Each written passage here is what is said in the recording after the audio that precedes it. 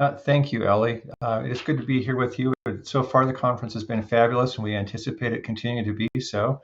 This session's title is Contributing to Population Health with APCDs, Data Sharing Standards, and Impactful Analytics. So I'm going to bring on stage with me Leanne Candura from Human Services Research Institute, who will be today's moderator, and also with great thanks to Ioana Crisan, also from HSRI, who has been the organizer for this session. Leanne? Great, thank you, Norm. So as Norm said, I'm Leanne Candura. I'm a vice president at Human Services Research Institute, or HSRI. I'm also director of our population health team. I'm very excited to be the moderator of today's fantastic session. And we're going to kick this off with our first session presenter, Jennifer Carpenter.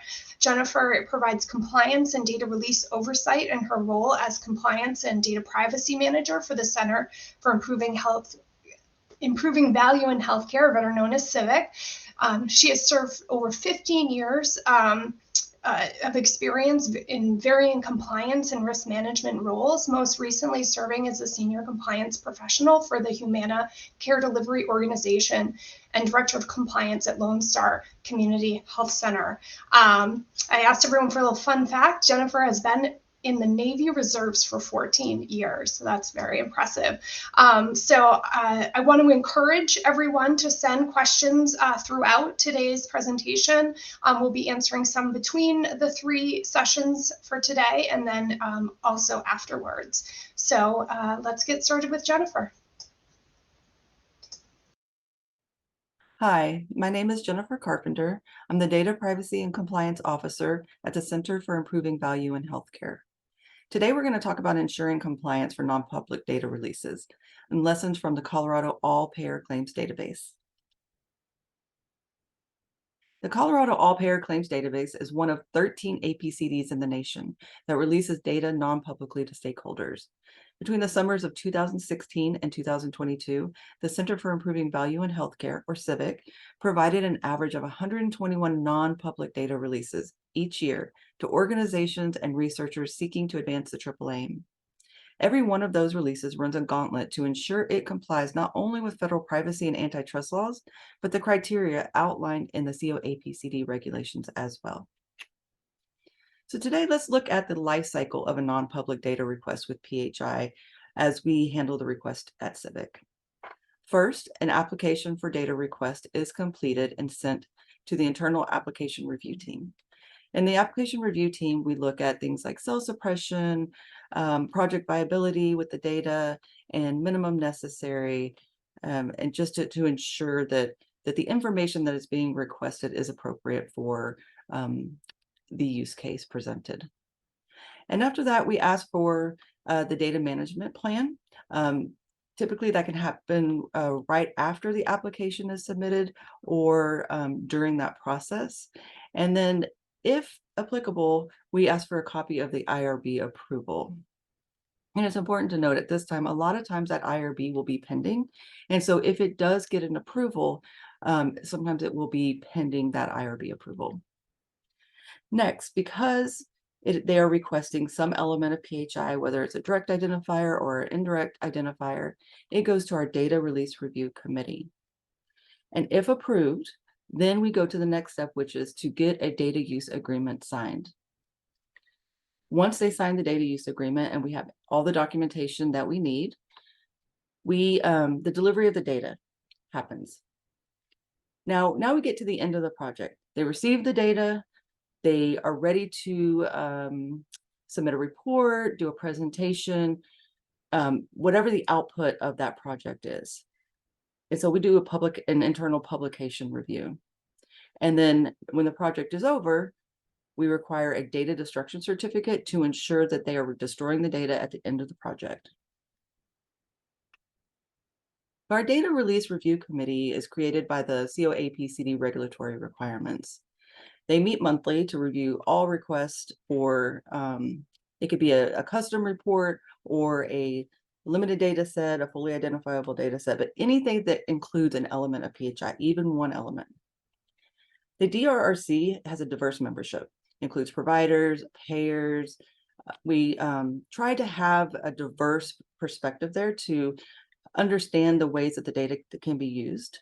And they also look at things that we also look at internally, which is, of course, HIPAA. You can't have PHI released without looking at HIPAA, and minimum necessary, cell suppression, and antitrust safety zone.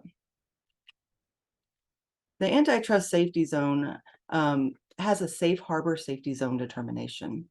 And what that means is if we release any kind of cost data or anything that could promote anti-competition, we have to be sure that it falls within the safety zone to make sure that individuals cannot identify certain cost information. And what that safety zone looks like is that the data must be at least 3 months old, which is typically not an issue.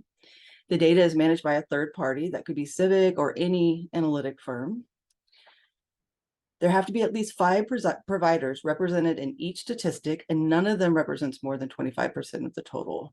And that includes payers too. So if you're in a rural county and there's only there's only one health plan, or there's only 2 providers, you are not going to be able to get that information because there needs to be at least 5. And none of them can represent more than 25% of the total. So you may have 6 providers, but one has 30% of that area. You would not be able to use that information. And any information disseminated is sufficiently aggregated such that it would not allow recipients to identify the prices charged or compensation paid by any particular provider. So let's get on to the lessons learned.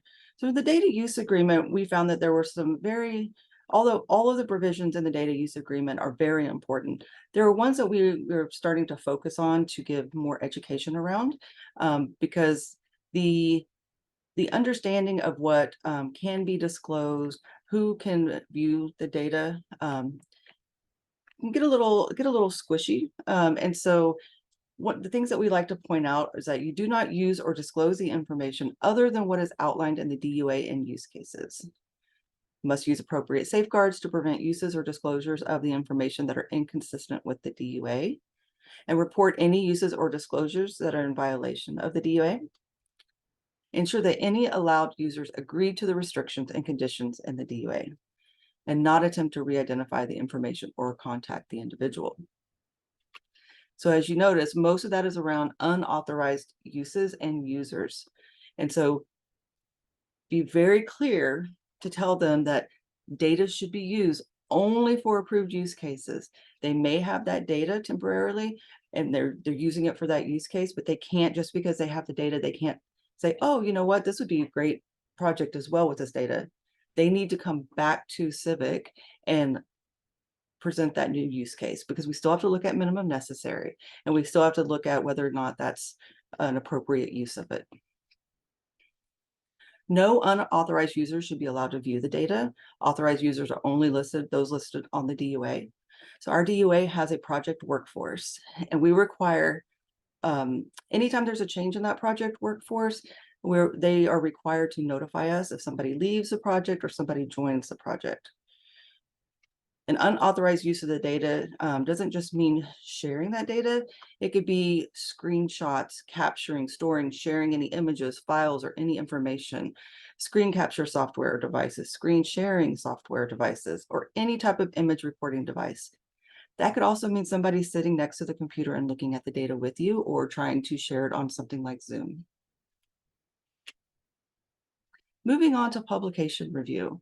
So prior to releasing any reports or outputs outside the named project team, Civic must review and provide approval. So they have their report ready, they have their presentation ready.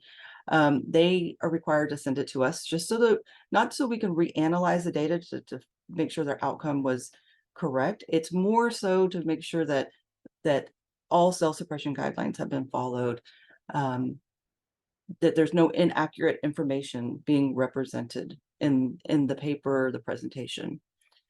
Some of these distributions can look like peer reviews, reporting or submissions to any federal or state agency, presentation of findings, or research. And one thing to be very clear with them about is failure to get approval of the publication is a DUA violation. And not only could we not only could it cause problems with the current project, it could possibly prohibit them from ever getting data again. Last but not least, data destruction certificates. So the project is over. They've created their output, they've analyzed the data, everything is done. A lot of times they think that that's where the project is over, is done. That's the end of their requirements. And they forget about the data destruction certificates because some of these projects last a while. But we require that within 30 days after the end of the project, the data must be destroyed and a data destruction certificate must be sent to CIVHC. And in our application, we do have a section where projected start date and end date. So that way we can track that end date time and send them a reminder and follow up with them to get that data destruction certificate.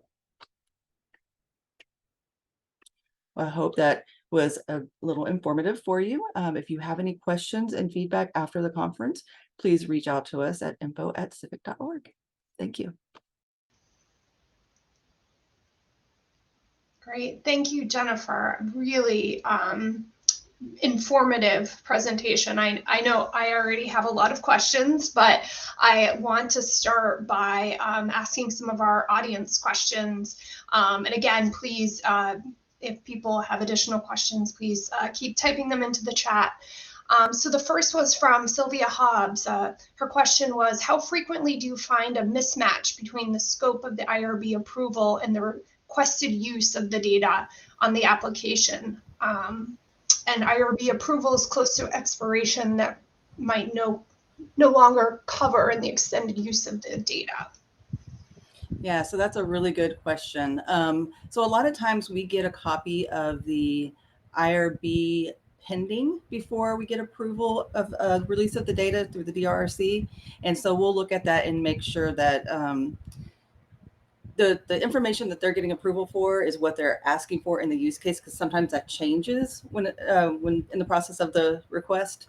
And it actually happens quite a bit of time when we look at it and it doesn't actually fit in there. And sometimes the ask has to change. We realize that they need different data than what they thought they did. So I would say it does happen. It does happen. And the other question was close to expiration. Yeah, so Kathy had two questions. Do you do any audits to ensure data was used only for the approved purpose and that all instances of the data were destroyed? So I'll take the second half first. For the data destruction certificates, we do an annual audit. In the beginning, when we first started doing that, just to make sure, we did do a little bit of record keeping and we had put processes in place to make sure that we were able to do that. And so now we do that on an annual basis. And a lot of times, like I said, what we find out is people just forget. The project is over, they move on to the next thing and they forget that that's what they were supposed to do. Sometimes it's 2 years later. And then the first part of the question, that it was only used for approved purposes. I wouldn't say we do an official audit of that, although that probably wouldn't be a bad idea. It'd be interesting to see. But when we get the publications in and we review them, if we see something that doesn't match up, yeah, we definitely will reach out to them and let them know. Great. So we'll do one more question now before we move on, but we'll have more time at the end. So I'm going to go to Olga's question. How do you prevent unauthorized data use such as screen captures, recording, or screen sharing? Yeah, that's a difficult one. Education, reminders, anytime, the staff at CIVHC is really good when working with some of the data users. If something comes up and they realize, hey, there's a person that may be wanting access to this, or we're going to present something over Zoom, they're real good about reaching out to them and letting them know, hey, just remember, you can't do that. Only people that are on the DUA are able to see that. But as far as actually completely preventing it, since we're not there with them, we can't, but we hold them to the terms of the DUA.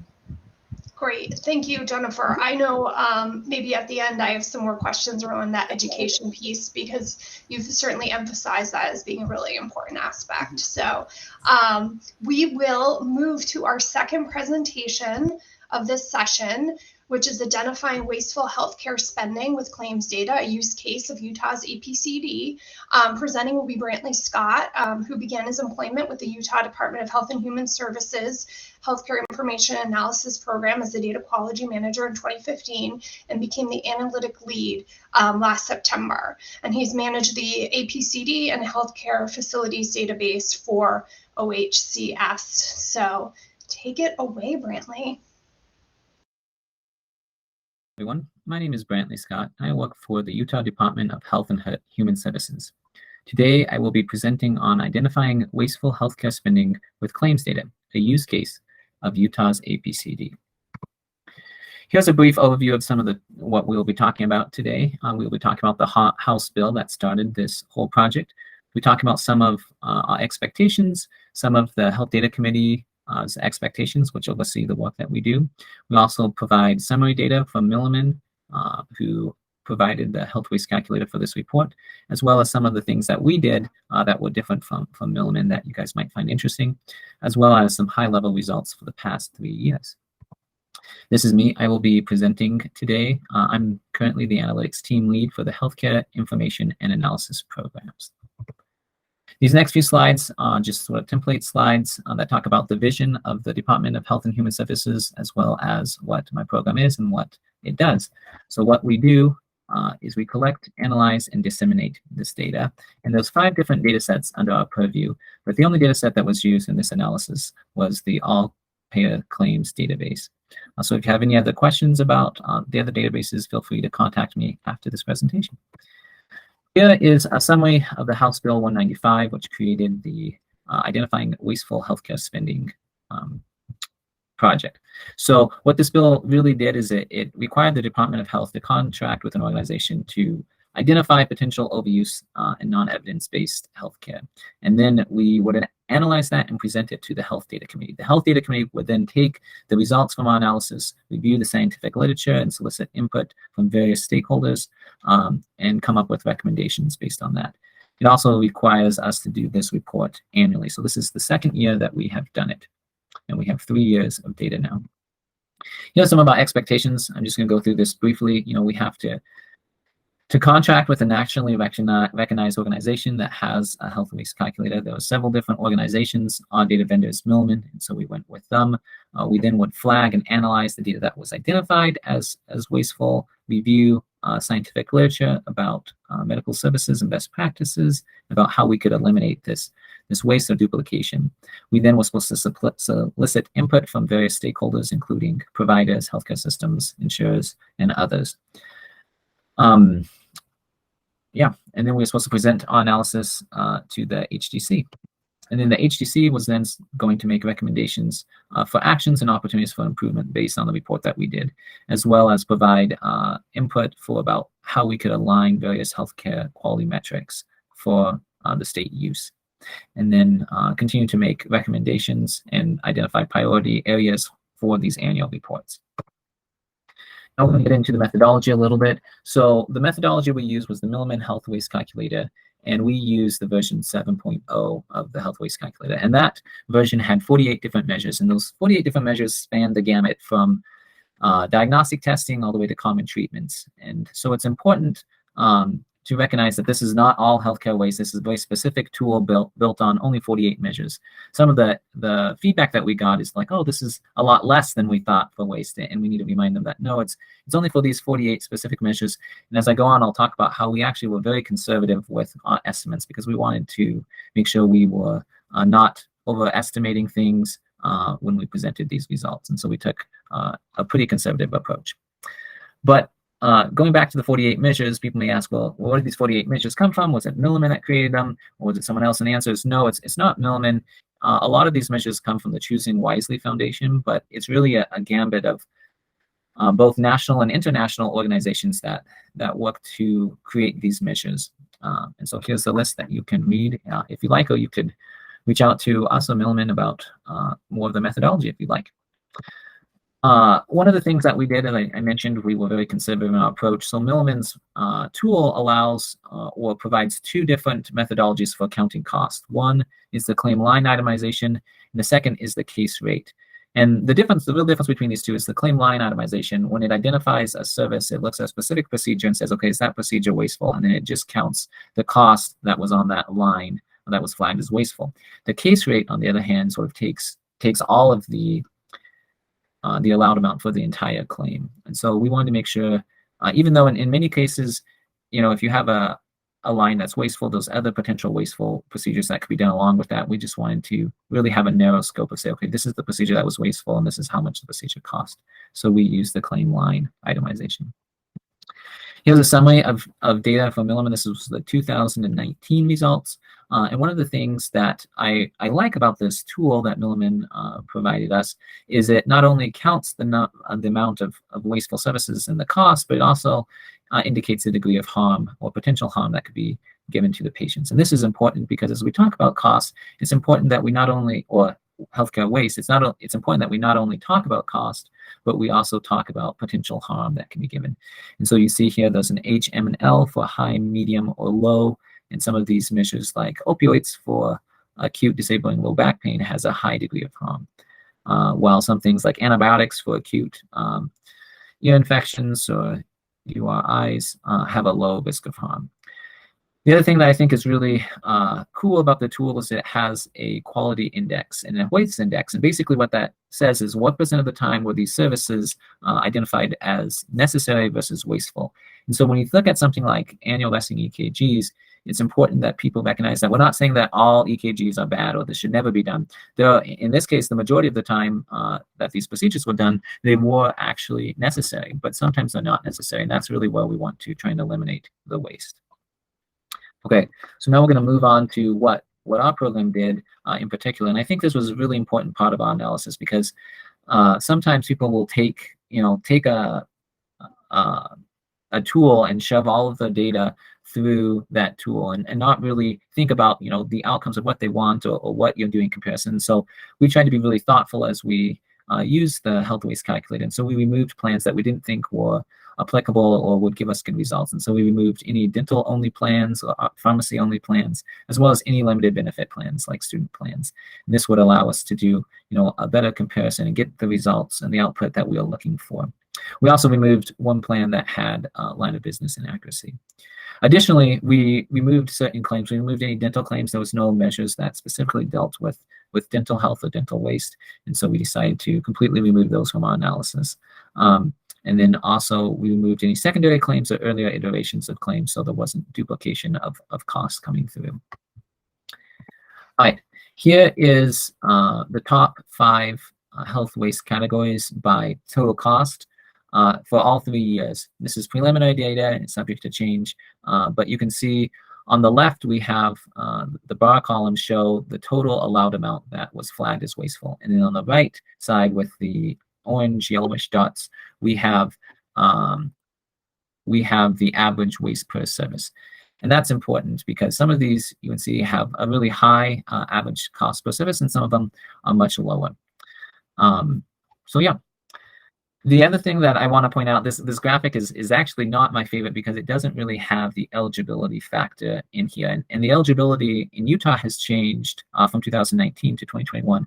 We had a pandemic that happened that changed eligibility. We also had Medicaid expansion. And so for the 2 or more antipsychotic medications, in particular, a lot of these people are on Medicaid, and the Medicaid population actually grew by about 17% during this period. And so it's important to keep both sort of the numerator and the denominator in the back of your mind as you look at these results. All right, I need to wrap up. I've just got a little bit more time.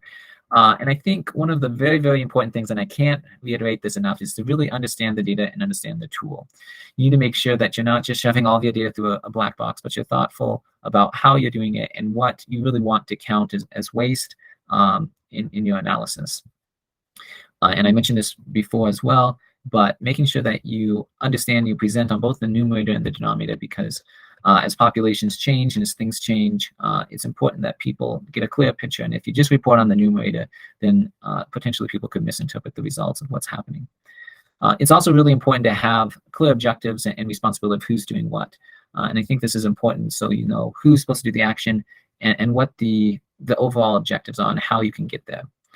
And then lastly, as we were presenting some of these results, there was some some feedback that we got that specifically about the annual wellness visits. And the annual wellness visit was for people that were that did not have any symptoms, but there's been some disagreement of yes, this is an important thing to do, or no, this is not. And I think we can get hung up on those areas of disagreement, but I think what's more important is to look for areas where people can agree and say, okay, well, this is an issue. Let's all come together, the provider community, the government and the insurance company, to reduce this area where we can all agree. And I think if you do that, you'll have more success. And that is all the time that I have. Great. So thank you, Brantley. And now on stage with me is Ryan. Ryan Christenson is a research analyst with the Utah Department of Health and Human Services in the Healthcare Information Analysis Program. He works with the Utah All Payers Claims Database and the Healthcare Facilities Database. While Ryan began his career in civil engineering 12 years ago, he embarked on a second career focused on health data, which helped bring him here today. A fun fact about Ryan: as a soccer defender, he once scored a wind-assisted goal directly from a corner kick. So thank you, Ryan. I know we already have some questions coming in from the presentation, so I'm going to move right into those questions. Sule asked, what is the estimated waste as a percentage of total healthcare payments? I'm going to start out with I am filling in for Brantley. He's no longer with the department, unfortunately, and so I actually don't have very good basis for addressing this question. I'm going to have to punt on that one. Okay, thank you. Do you have, so Emily asked, what outcomes did you see from sharing this data and analysis? Yeah, I would say one thing that we did coordinate very closely. I think there were references to this in Brantley's presentation with our health data committee. And so we were very much in a conversation with them about what we were finding and trying to identify some good next steps. The legislation piece of this was pretty interesting because it carried the ball so far, but it kind of left a lot of unanswered questions, if you will, about what those next steps might look like. And so we're very much kind of in a position of saying, or seeing some possibilities of what we could do with this data. But there's a lot of, I guess that's maybe the best way to answer it right now is there's a lot of possibilities, and we're not in a strong position necessarily of being able to carry out all those possibilities ourselves. We'd be looking to, continuing to keep the conversation going with our partners, and continue to try to raise the profile of what this data means and what the state could potentially do with it. So you don't yet have examples of actions that have resulted from this reporting? They're still working I would their way. say, yeah. In other words, it's, for lack of a better word, we're certainly we'd like it to move beyond, hey, that's great that you did all this, and have it mean something and carry forward. And I think there is still that possibility, very much so. I think there's some good pieces in place. There's here in Utah, we have something called the One Health initiative that's kind of getting underway. They've been in a planning stage that is kind of moving more into implementation right now. And so there's, I think, some partners, again, that we recognize both there and maybe even with our legislative bodies and so forth. But yeah, there's only so much we can do currently, but yeah, I think we'll continue to pursue this. Great.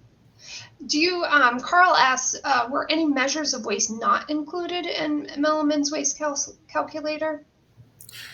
I would say yes, that there are other measures beyond the ones in Milliman's waste calculator. I don't have a lot of familiarity with what those might be, but there are, again, the 48 that they work with, and so it's a fairly broad one, but we wouldn't classify that as necessarily comprehensive. So great. So I'll ask one more question, and then I'll save the rest for the end. So speaking of Milliman's product, are there other health waste calculator products that are available for other entities that might be interested in health waste? Yes, I think certainly one thing that we looked at was trying to get an idea of, different alternatives that might be used. Basically, what we found is, there's a lot of information out there about health waste. I think it's a topic that has a lot of interest in the industry in general. And maybe the best thing is I do have a couple of links, URLs to studies, for instance, that were put out in the journal of, I guess it's JAMA. I'm not sure what the acronym is at the top of my head here, but very interesting articles that I'll just read the title of it here. Factors associated with overuse of healthcare within U.S. health systems. A cross-sectional analysis of Medicare beneficiaries from 2016 to 2018. So I think, bottom line, a lot of interest and definitely a few links that we were able to find that, maybe touch on some of what we talked about of, are there other measures that you could look at or other methodologies that could come into play with somebody that wants to do something of this nature. Great. Well, thank you so much, Ryan, and we'll see you back at the end. But now we'll move to our third and final presentation of the session, entitled Anticipated Contributions of an APCD to Population Health with a Focus on Positive Deviation. Today's presenter is going to be Donna Alexander. Donna is responsible for strategic planning, infrastructure, and administration at the Utah's Health School of Public Health at the Center for Healthcare Data. It's the largest research accessible healthcare data repository in Texas and the Texas APCD. Fun fact about Donna, she has over 3,000 contacts in her personal Outlook account. So let's hear from Donna. Greetings, everyone, and thank you for giving me the opportunity to have this discussion with you today. My name is Donna Alexander, and I am the Associate Director for the Center for Healthcare Data at the University of Texas Health Science Center, Houston School of Public Health. In September of 2021, the legislature named the Center for Healthcare Data as the administrator of a state-mandated all-payer claims database. We are well on our way to operationalizing this important responsibility. I would like to explain what this presentation is not about and then what it is about. So let's begin with the nots. I'm not a data scientist or researcher. I come from a background running the operations of providers and payers, the entities that generate the healthcare data. I have lived with the limitations of both the data and what providers and payers can use it for to improve quality, outcomes, and reduce costs. This is not about the methodology or outcome of a peer-reviewed study. So let's move to what this is about. The purpose of this presentation is to challenge your expertise and imagination with the idea of using health and healthcare data together and to apply your expertise to support improving the health of our communities. So here's where we start. A study cited by the National Academy of Medicine found that medical care itself only accounted for 10 to 20% of the contributors to people's health outcomes. By contrast, the the many social determinants of health play a much bigger role in influencing a person's health, making up to 90% of the contributing factors. So that's why it's, as you probably know, it's terribly important for us to look at both of these aspects of health in order to figure out the best for our communities. So how do we compensate for this disparity in the data that we have and the information we need? Does a hospital with an average readmission rate deserve applause? What if we disaggregated the numbers by where patients live according to their incomes, air pollution, transportation, etc.? You can see where this is going. I'd like to introduce the concept to you of positive deviation. Positive deviation is when individuals or groups have uncommon behaviors and strategies that enable them to find better solutions to problems than their peers. The classic example of this is Jerry Sternin, who was an advocate and a practitioner at Feed the Children. He was studying malnutrition in Vietnam and found his budget cut bare to the bones. So instead of giving up, what he did is he started looking at the differences in children who appeared to be well-fed as opposed to those who were exhibiting signs of malnutrition. And he found that the kids who were well-fed, their mothers did things differently. They gave them sweet potatoes. They fed them even when they were sick, and a number of other items. So looking for those differences in the general population allowed him to work with people in those villages and improve their nutrition even without additional funds. Another good example is something that comes from my background. I was working with a group that had 123 hospitals, all performing coronary artery bypass grafts or CABGs. On average, these hospitals had a 3% death rate, point on as same as the national average. However, when we disaggregated these statistics, the variation went from 0.1% death rate to 23%. Now, which hospital would you rather be at? So what were the differences? Exempting the skill of the surgeon, which of course is the third rail in any study, what we found was that the hospitals that had the lowest death rates did things that the hospitals with the highest death rates didn't do. And there were things like giving a patient 2 showers before going into the OR, making sure that their legs dangled within 8 hours post-op and they were walking within 24 hours post-op. So the end of the story is that the hospital with the 23% death rate, when they adopted these processes, they went to less than 1% on a death rate. So where do we find these positive outcomes? And this is just off the top of my head, but I'm sure you can think of a lot more.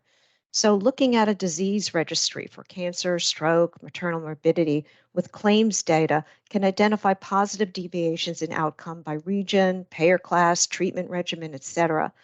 And then for specific episodes of care, hip replacement, migraines, where do lower cost, better outcomes occur? And for whom? Not just necessarily what interventions were done, but what was the differences in the people and where they lived and what happened to them. Getting back to who can benefit from this, what institutions can benefit from the evidence of positive deviations? Well, basically, it is any organization or institution that holds responsibility for the cost of care and the health of both individuals and communities. So it's pretty much everyone here who has some skin in the game in terms of our individual and population health.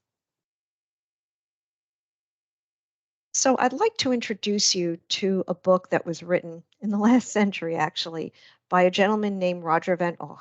And he published a book to help people who are outside of the traditional creative arts think more creatively. And I'd like to introduce you to several of his concepts and think about how they might influence how we work and the kind of research that we do. So the first one is the right answer. From early childhood, when you take a multiple choice test or the teacher asks you to raise your hand, you are conditioned to say that there is one and only one right answer. And that limits our thinking by multiplicities. So as Linus Pauling, the physicist, said, the best way to get a good idea is to get a lot of ideas. What if there wasn't just one right answer? What if different populations and different circumstances engendered a lot of right answers? Second thing is we'll have our, people wag their fingers at us and say, that's not logical. Well, sometimes logic is not the way to solve a problem that involves humans. So for instance, what do a cat and a refrigerator have in common? Most people would say nothing. But a creative person might say they're both places to put fish. So thinking that to that next step, who is trying to improve health and policy? How can we complement each other's expertise, even if we are in what is generally recognized as totally different fields? Another thing where we box ourselves in is where we say, that's not my area. I mean, how often do any of you attend community meetings or convenings outside of your area of professional expertise? Do we ask grassroots partners what data they need to advance their mission? So what do these groups have in terms of their understanding and knowledge of our ultimate outcome, which is to improve population health, that we don't have as data scientists or data researchers? So food banks who deal with people who don't have access to healthy food, school counselors who are working with kids who may be in difficult situations, responders for IPV or intimate partner violence, et cetera, et cetera, et cetera. The last concept I'd like to share with you is the whole notion of I'm not creative. I'm a scientist, I'm a technician, I work with data, I work exactly, and the rest of it. So what I'm going to suggest to you is don't get trapped into a self-fulfilling prophecy. What if an artist can create a picture of a statistical finding? What if a biostatistician can see a vision of a healthier community? I'm going to ask you to believe in the what if.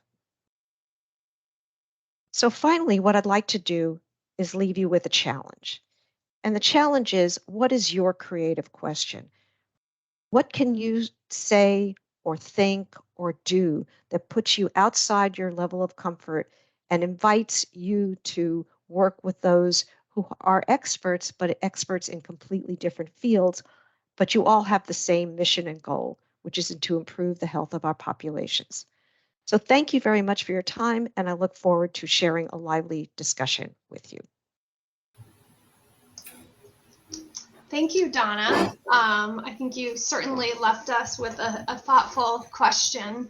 I would really appreciate the level of thinking that we now all have to do in reflection. And so I would encourage everybody who's watching along to put your questions or comments in the chat box. And Donna, in the meantime, I really love the concept of positive deviation and really,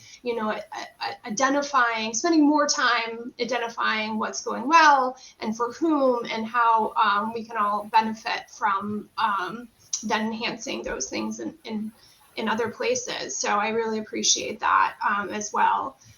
So let's maybe, as we're waiting for questions to come in, let's talk from a little more, maybe from a practical sense of what you've seen within your own work at the Center for Healthcare Data, a really practical application of, some of the concepts that you shared with us today. What would be a really good example? Well, sure. I think what we've seen a lot of interest in nowadays is looking at how do we evaluate interventions with groups that are looking not just to provide health care, but to look at all aspects of health within a population.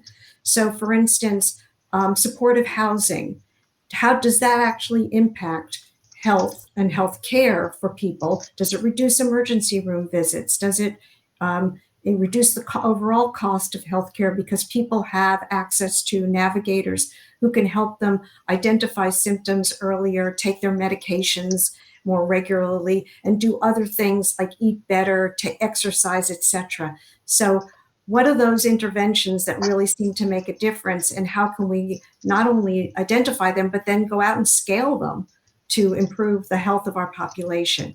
And so we're seeing a lot of questions around that, like, yeah, I think that makes sense, but can we prove it? Or can we identify grassroots interventions that have been in place over the years that impact certain neighborhoods or certain populations? And then once we identify them, can we replicate them?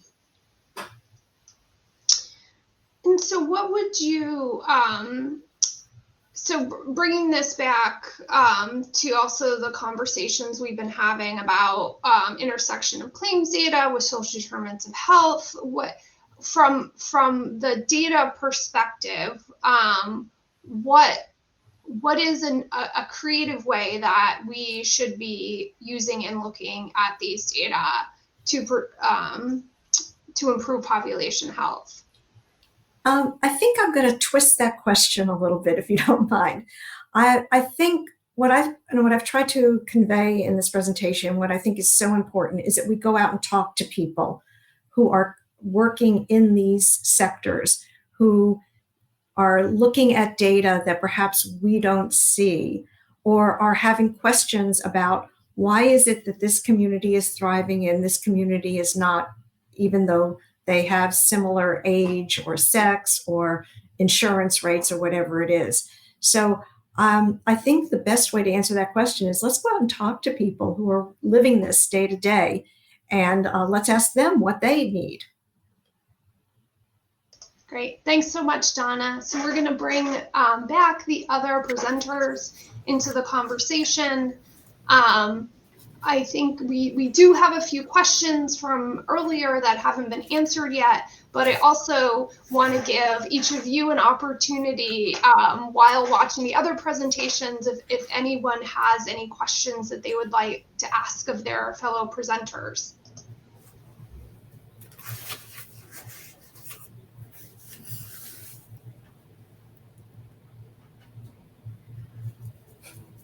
Okay, well, I have a question then.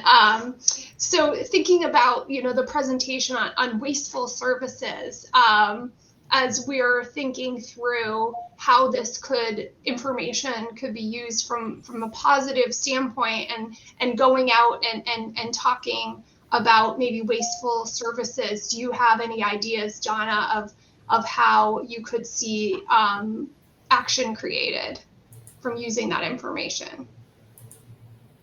Well, I don't think I'm quite prepared for that question.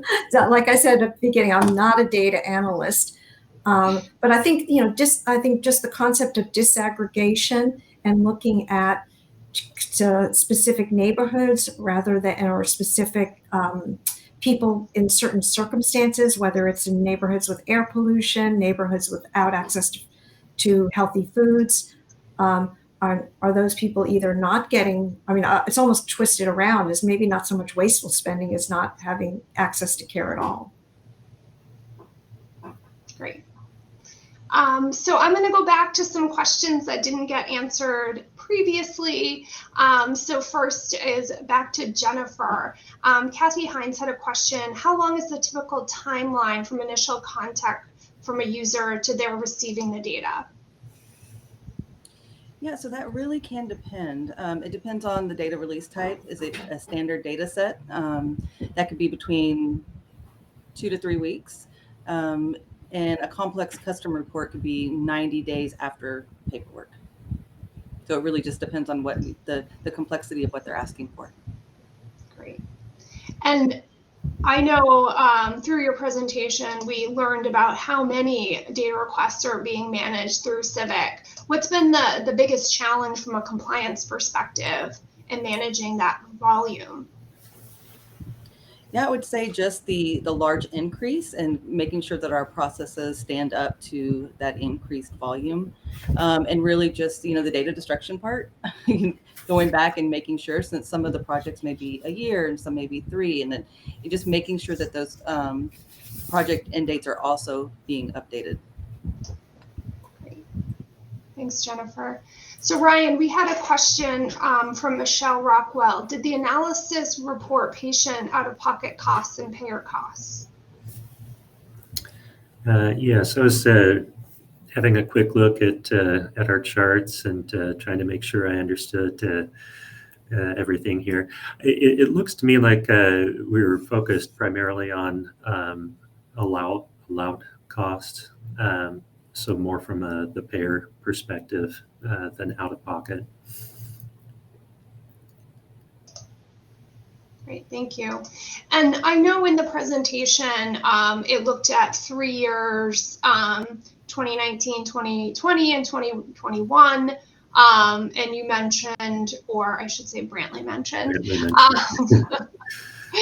that it didn't account for changes in enrollment, which there was Medicaid expansion that happened during that time. There may have been something else that impacted our healthcare system during that time around COVID. And I was just wondering if you saw anything interesting or unexpected given, COVID happening during those years as well.